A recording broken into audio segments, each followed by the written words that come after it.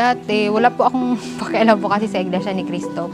Kumbaga sa akin, ano lang din po yan, relihiyon, pare-parehas lang po lahat po ng relihiyon, magkakaiba lang ng paniniwala.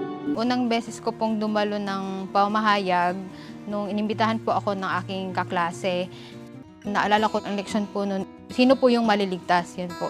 Nabanggit po nila, ganyan po, Iglesia ni Cristo lang po yung maliligtas, sa Biblia, ganyan po. Misconception ko po dati ay si Cristo lamang po yung Panginoong Diyos po natin.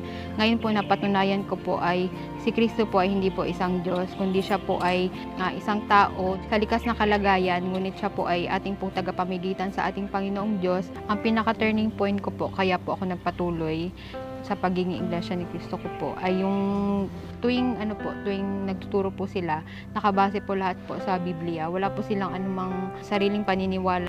Nanindigan po ako kasi po alam ko pong nasa tunay po ako na iglesia po.